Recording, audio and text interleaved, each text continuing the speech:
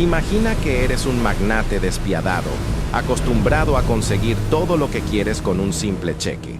Ahora, imagina que una tormenta te arranca ese control, obligándote a depender de la bondad de una mujer que desprecias porque protege un faro que tú quieres destruir. ¿Qué harías? Esta es la historia de Marcus Thorne y Isla, en el refugio del faro olvidado.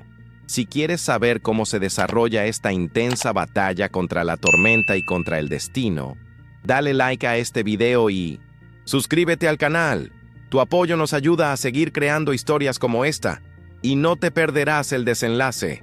Marcus Thorne ajustó el nudo de su corbata de seda mientras observaba el horizonte desde la cubierta de su yate. El viento soplaba con una furia gélida, golpeando el acero de su embarcación multimillonaria con ráfagas secas.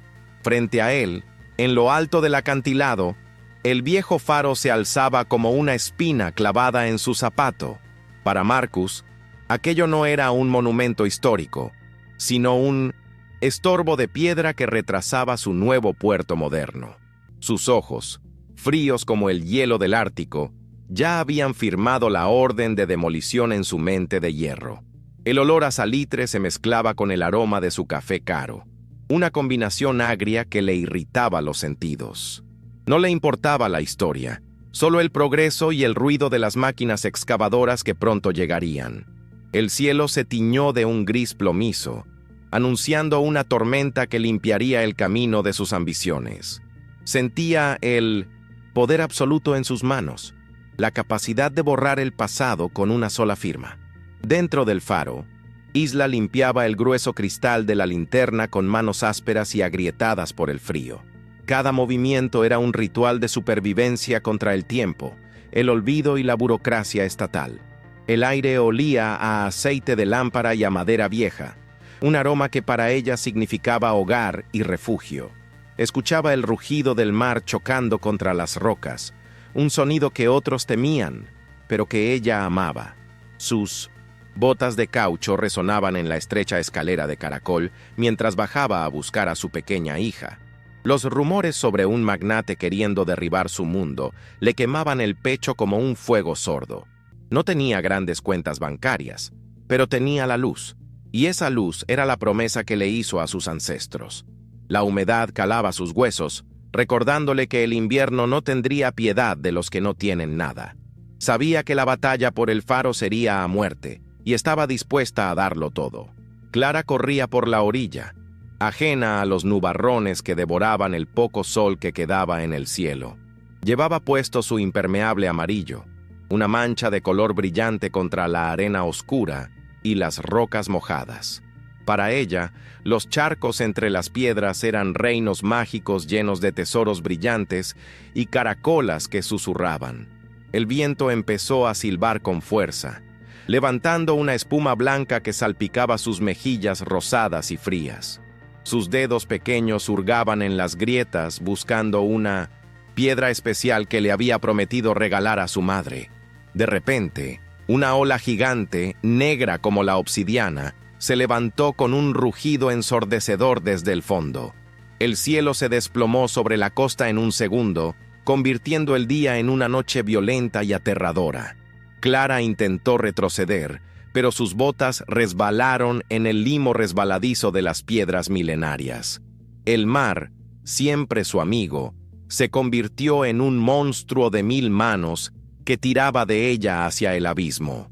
Isla salió al exterior y el viento casi la tumba de espaldas contra la puerta de madera pesada del faro. El frío le cortó la respiración, un golpe seco en los pulmones que la dejó momentáneamente sin aire y sin fuerzas. Gritó el nombre de su hija con toda su alma, pero el trueno devoró su voz antes de salir. La lluvia caía como agujas de cristal, pinchando su piel y nublando su vista por completo bajo el vendaval. Corrió hacia el borde del acantilado, con el corazón martilleando contra sus costillas como un animal herido y enjaulado. Solo veía sombras y el blanco furioso de las olas rompiendo contra los dientes de piedra del arrecife. La desesperación le subió por la espalda, una corriente eléctrica de puro terror maternal que la paralizó un instante. Volvió corriendo al faro, sus manos temblorosas buscando el radio de emergencia para lanzar un grito de auxilio al vacío. El pánico era un nudo en su garganta que no la dejaba ni siquiera rezar por un milagro. A bordo del Dominion, Marcus sintió el primer impacto violento de la ola contra el casco reforzado de su nave. El lujo extremo de su camarote no podía ocultar la violencia de la naturaleza desatada que sacudía todo. En la radio de puente, una voz quebrada y femenina rompió de pronto el silencio tecnológico del radar. «Socorro, mi hija está en las rocas, por favor, se la lleva el mar», repetía la mujer entre sollozos. Su capitán le sugirió alejarse hacia mar abierto para proteger la estructura de la multimillonaria embarcación de 1906. Recreo.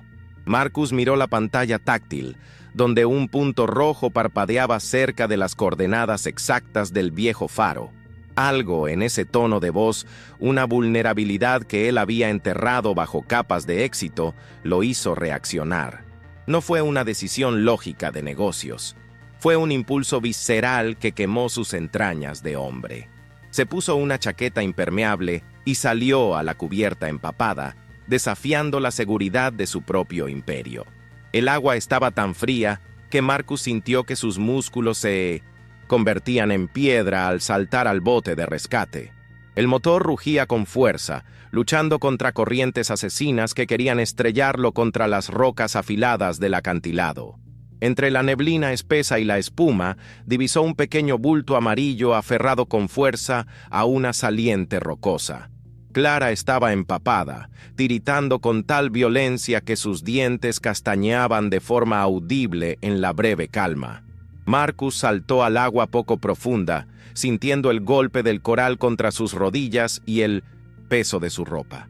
Sus dedos, acostumbrados a firmar cheques de millones, se cerraron con fuerza sobre el brazo menudo y frágil. La levantó en peso, sintiendo su corazón latir como el de un pájaro asustado contra su propio pecho caliente. El frío le quemaba la cara como fuego, pero no soltó a la niña mientras escalaba de vuelta al bote. En ese momento, su éxito empresarial no valía absolutamente nada comparado con esa pequeña vida. Cuando la puerta del faro se abrió, Isla cayó de rodillas al ver a un desconocido empapado cargando a su hija. Marcus entró pesadamente, dejando un rastro de agua salada y barro sobre el suelo de piedra desgastada del salón. Su traje de diseñador estaba destrozado, rasgado por las rocas y cubierto de algas verdes, pero no parecía importarle. Dejó a Clara sobre una manta de lana gruesa cerca de la chimenea, donde el fuego era apenas un rescoldo. Isla envolvió a la niña en sus brazos, llorando sin consuelo, un llanto ronco que llenó cada rincón del lugar. Marcus se quedó de pie, exhausto, sintiendo el calor del hogar chocando contra su piel congelada y herida. Observó las fotos viejas en las paredes, la sencillez de una vida que él despreciaba desde su torre de cristal. El silencio después del rescate era denso, cargado de una gratitud que no necesitaba de contratos ni de palabras. Por un instante, el magnate y la guardiana fueron solo dos humanos frente a la muerte.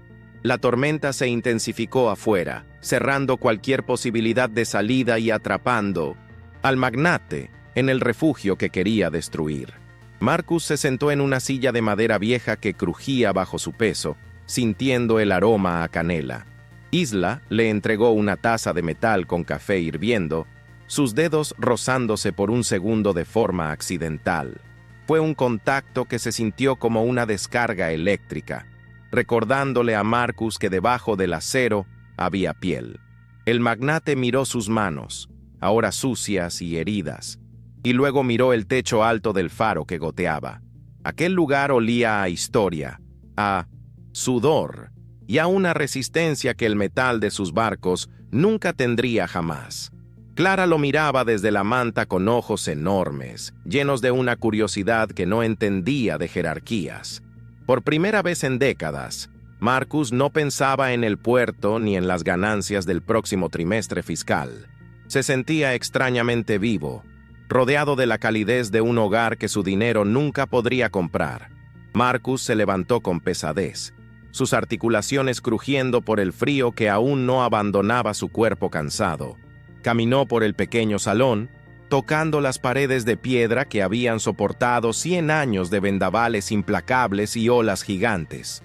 Sus dedos rozaron un estante lleno de bitácoras amarillentas, diarios de navegación escritos con una caligrafía meticulosa, antigua y cargada de esperanza. El aire estaba saturado de un olor a cera de vela y salitre seco, una fragancia que se sentía viva, casi orgánica en su nariz. Cada rincón del faro contaba una historia de supervivencia, de barcos salvados del desastre y de vidas protegidas por esa luz intermitente. Marcus miró sus zapatos de $1000, ahora cubiertos de barro y algas apestosas, y sintió una punzada de extrañeza en el pecho. En su mundo de rascacielos y cristales ahumados, nada tenía raíces tan profundas y verdaderas como este lugar de piedra. El viento aullaba afuera como un lobo hambriento, pero los muros no cedían ni un solo milímetro ante la furia del cielo.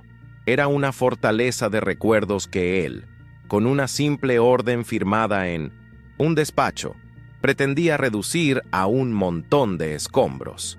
Isla observaba al hombre desde la penumbra mientras secaba el cabello de Clara con una toalla de algodón gastado y áspero. Conocía esa cara perfectamente. La había visto en los periódicos locales, asociada siempre a palabras frías como modernización, eficiencia y reestructuración costera. Era el hombre que quería arrebatarle su herencia, el arquitecto de su posible desahucio y de la soledad futura de su pequeña hija. Sin embargo, ese mismo hombre acababa de arriesgar su vida en el mar embravecido para traer a su niña de vuelta a casa.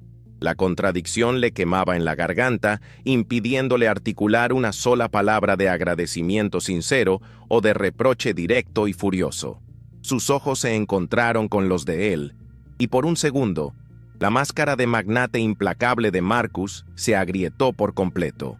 Vio en él no a un enemigo poderoso, sino a un hombre empapado y exhausto, que parecía no saber qué hacer con sus manos. El silencio entre ellos era tenso, cargado de una electricidad que competía con los rayos que iluminaban el exterior de forma violenta. Isla apretó a su hija contra su pecho, sintiendo el calor de la pequeña como un ancla en medio de la duda. Clara, recuperando poco a poco el aliento y el calor, se zafó del abrazo de su madre y se acercó al extraño con timidez.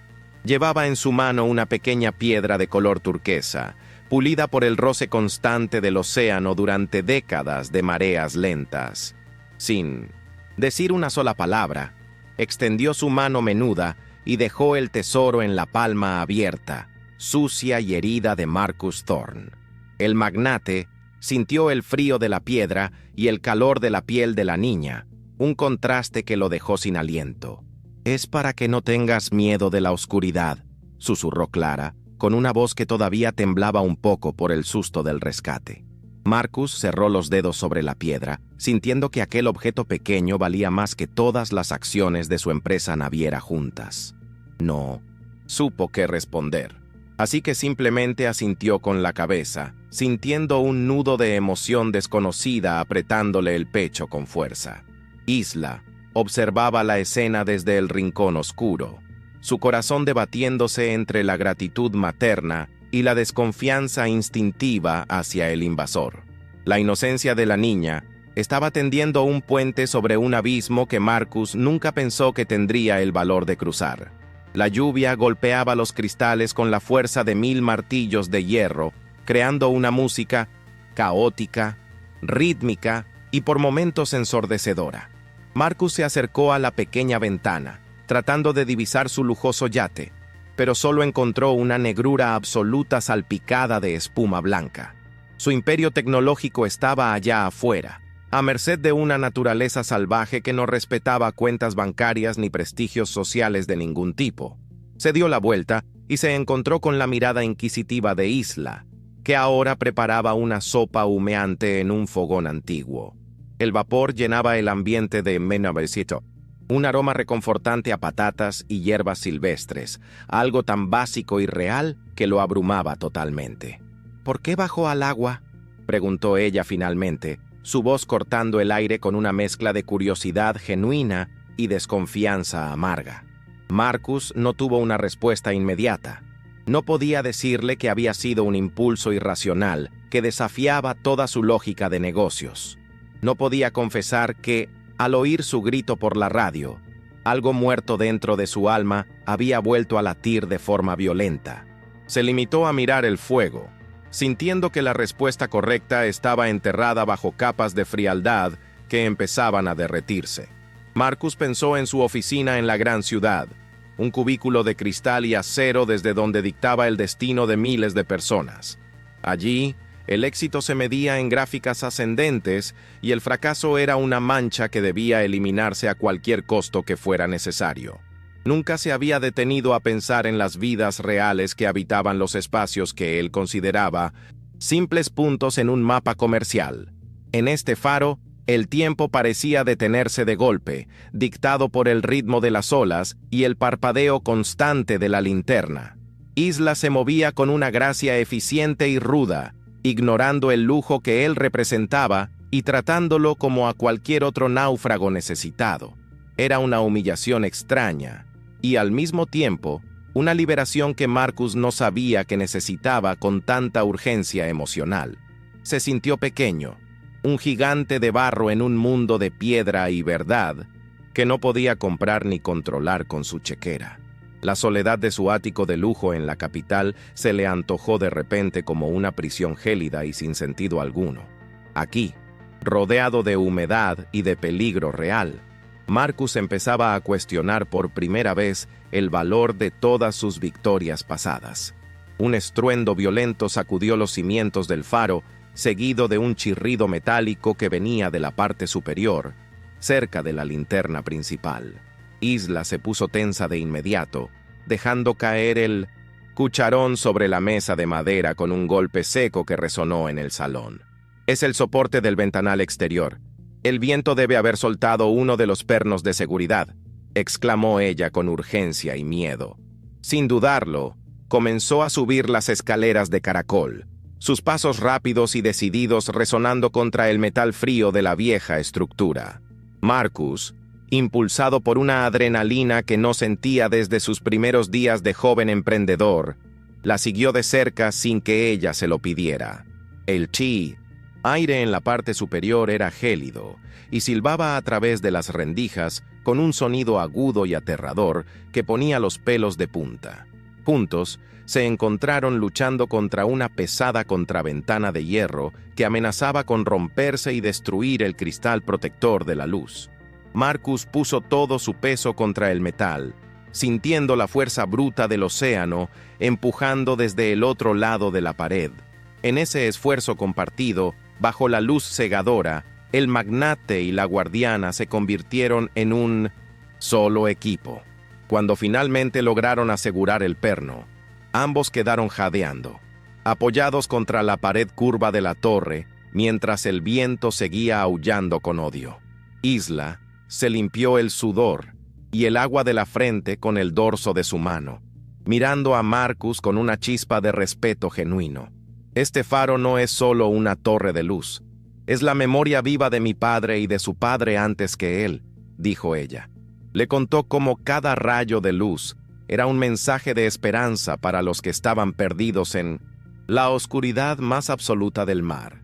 Marcus escuchaba en silencio, dejando que las palabras de la mujer penetraran en su mente, reemplazando los fríos planos de demolición por rostros. Ella hablaba de la responsabilidad de mantener la llama encendida, de cómo el deber estaba por encima de cualquier comodidad personal o beneficio. El magnate sintió una vergüenza profunda al recordar el informe técnico en su maletín, ese documento que calificaba el edificio como algo inservible. Entendió que lo que él veía como un estorbo para el progreso era en realidad el latido vital de toda una comunidad costera. La luz que giraba sobre sus cabezas parecía ahora un juicio silencioso sobre su ambición desmedida y su falta de humanidad básica. Bajaron de nuevo al salón, donde Clara se había quedado dormida cerca del calor menguante de la chimenea, ajena al drama que ocurría. Sobre la mesa, entre las tazas de café y los restos de la cena improvisada, Marcus vio algo que le heló la sangre en las venas. Era una carta oficial con el sello de su propia corporación, arrugada y manchada de lágrimas secas, que Isla debía haber estado leyendo antes. El encabezado, escrito con letras negras y autoritarias, ordenaba el desalojo inmediato de la propiedad para el inicio de las obras del puerto.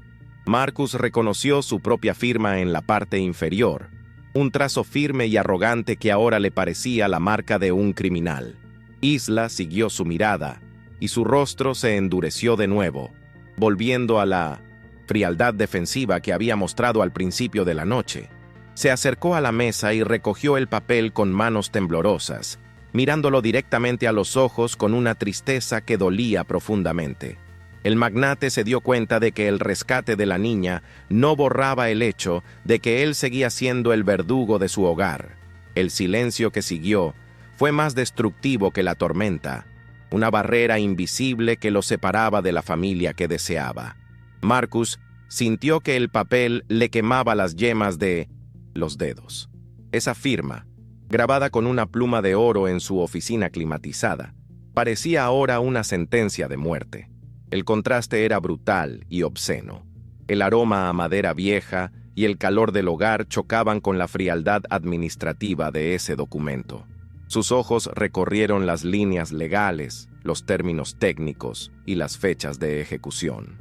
Cada palabra era un martillazo contra la paz de este refugio. Había diseñado ese plan con la precisión de un cirujano, buscando la máxima rentabilidad.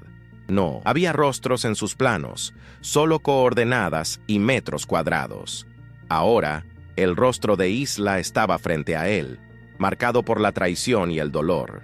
El silencio en la habitación se volvió pesado, casi asfixiante. El magnate quiso decir algo, pero las palabras se atascaron en su garganta seca. Su mundo de acero empezaba a desmoronarse ante una simple hoja de papel manchada. Isla dio un paso adelante, su sombra proyectándose larga y amenazadora sobre la pared de piedra. La luz de las brasas hacía brillar las lágrimas que se negaban a caer de sus ojos. «Usted es el monstruo que viene a devorar lo único que nos queda», susurró con una voz cargada de veneno. No era un insulto, era una constatación de la realidad que ella vivía a diario. Para Marcus, ella era un número, un obstáculo en un informe trimestral de expansión. Para ella, él representaba el fin de una estirpe de guardianes que nunca abandonaron su puesto. La mujer señaló la ventana, donde la tormenta seguía castigando la costa con una hazaña inhumana. «Ese mar no perdona la soberbia, señor Thorne», añadió con una amargura que calaba los huesos. El aire olía a ozono y a la sopa que empezaba a enfriarse sobre la mesa de madera. La gratitud por el rescate de su hija se había evaporado, dejando solo el rastro amargo de la desilusión. Marcus se sintió desnudo bajo esa mirada, despojado de sus títulos y de su inmenso poder. Un trueno hizo vibrar los cimientos del faro, un rugido que pareció darle la razón a la mujer. Marcus bajó la vista hacia sus manos, que aún conservaban restos de la arena y el salitre del rescate. Los nudillos le dolían por el esfuerzo de trepar por las rocas, un dolor físico que se sentía real. En su oficina, las decisiones no dolían. Eran solo transacciones limpias y carentes de cualquier emoción humana. Aquí cada decisión tenía el peso del granito y el sabor de la lucha constante por la supervivencia. No sabía quién vivía aquí, intentó justificarse él, pero la excusa sonó hueca y patética en Minot. El salón. Isla soltó una carcajada seca, un sonido sin alegría que se perdió entre el silbido del viento. «Ese es su problema, Thorne. Usted nunca mira a quien está pisando mientras sube su escalera de éxito». La luz del faro barrió la habitación, iluminando por un instante el rostro avergonzado del hombre más rico del país. El metal de su reloj de lujo brilló con una frialdad que ahora le resultaba insoportable y ajena. La pequeña Clara se removió bajo la manta de lana, despertando por la tensión que cargaba el aire del salón. Sus ojos, aún pesados por el cansancio del naufragio, buscaron primero a su madre y luego al extraño. Vio el papel en manos de Marcus y reconoció el logo de la empresa que tanto hacía llorar a su mamá. La niña no entendía de contratos ni de puertos modernos, pero entendía el lenguaje del miedo y de la pérdida. Se sentó lentamente, su impermeable amarillo aún húmedo en los bordes, creando un pequeño charco en el suelo. El calor del fuego le devolvía el color a sus mejillas, pero su expresión era de una seriedad que no correspondía a su edad. Marcus sintió que la piedra turquesa que ella le había regalado le pesaba en el bolsillo del pantalón. Era un regalo de vida de la misma persona a la que él estaba a punto de dejar sin techo. La contradicción interna le retorcía las entrañas como un garfio de hierro al rojo vivo. Se dio cuenta de que su imperio se había construido sobre la ignorancia voluntaria del sufrimiento ajeno. Isla se acercó a la chimenea y removió los troncos con un atizador de hierro, provocando una lluvia de chispas. El fuego crepitó con fuerza, iluminando las grietas de las paredes que ella misma había reparado con sus manos. «Mi abuelo decía que este faro es el pulso de la costa», comenzó a decir ella sin mirar al magnate. «Si la luz se apaga, algo en nosotros también muere, no solo los barcos que navegan afuera». Habló de las noches de invierno donde la nieve bloqueaba la puerta y tenían que racionar la comida para seguir vigilando. Contó cómo el sonido de la sirena de niebla era el único consuelo para los pescadores perdidos en la oscuridad total. Marcus escuchaba cada palabra como si fuera una lección de una lengua antigua y sagrada que había olvidado. Ella no hablaba de propiedad privada, hablaba de un deber que trascendía el tiempo y el dinero acumulado. El olor a humo de leña se mezcló con la humedad persistente, creando una atmósfera de confesionario improvisado. Marcus comprendió que estaba intentando demoler un santuario, no solo una vieja torre de piedra y cristal. El magnate caminó hacia la mesa y dejó el documento de desalojo junto a la taza de café vacía. Sus movimientos eran lentos, como si cada paso le costara un esfuerzo físico y mental sobrehumano. Miró por la ventana hacia el lugar donde debería estar su yate Dominion, símbolo de su éxito absoluto. Solo vio oscuridad y la furia blanca de un mar que no podía ser comprado ni sobornado por nadie. Su embarcación, con toda su tecnología, parecía un juguete insignificante frente a la solidez milenaria del acantilado. Pensó en su ático en la ciudad, un lugar lleno de lujos pero vacío de historias y de conexiones reales.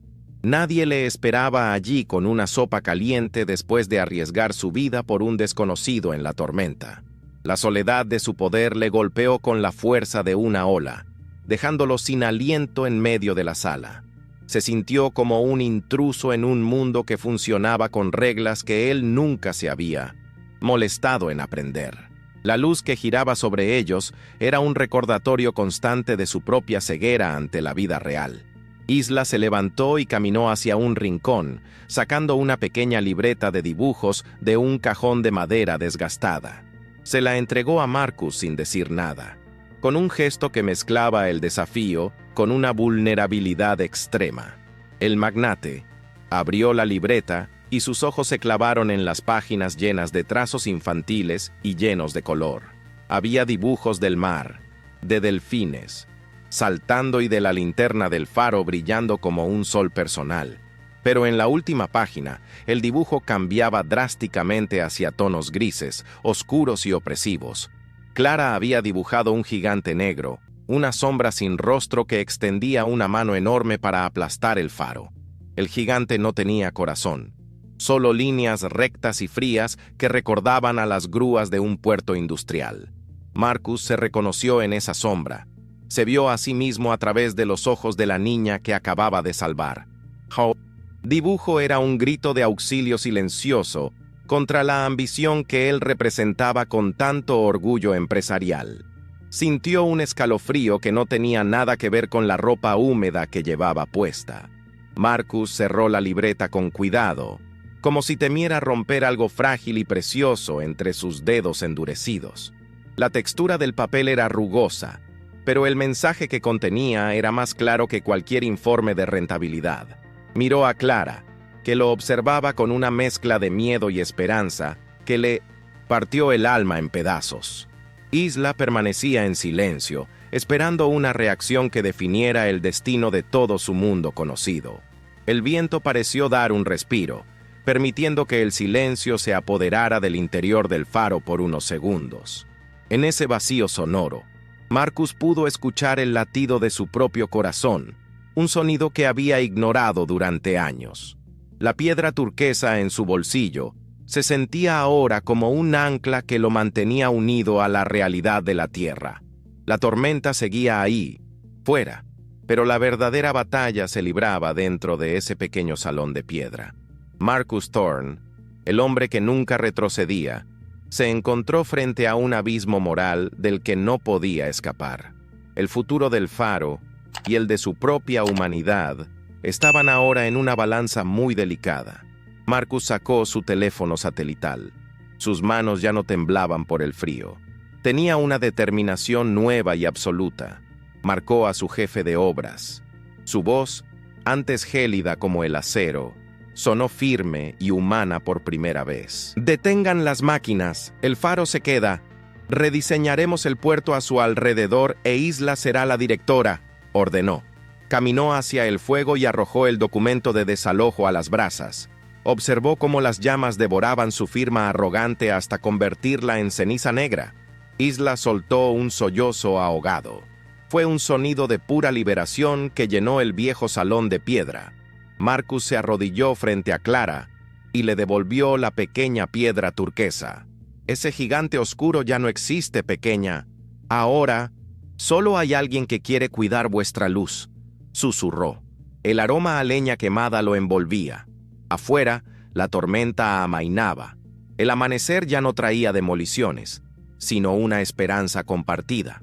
Marcus admitió que llegó para destruir un lugar, pero encontró un hogar. Había encontrado la familia que no sabía que tanto anhelaba. La mirada de Isla se suavizó. Un futuro compartido brillaba bajo el faro, que ahora protegía a todos. ¿Crees que Marcus realmente cambió después de esta experiencia o simplemente se sintió culpable por poner en peligro a Clara e Isla?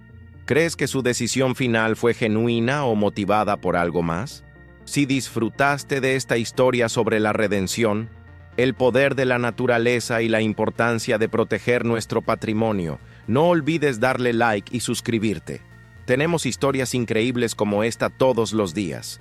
No te las pierdas. Únete a nuestra comunidad ahora.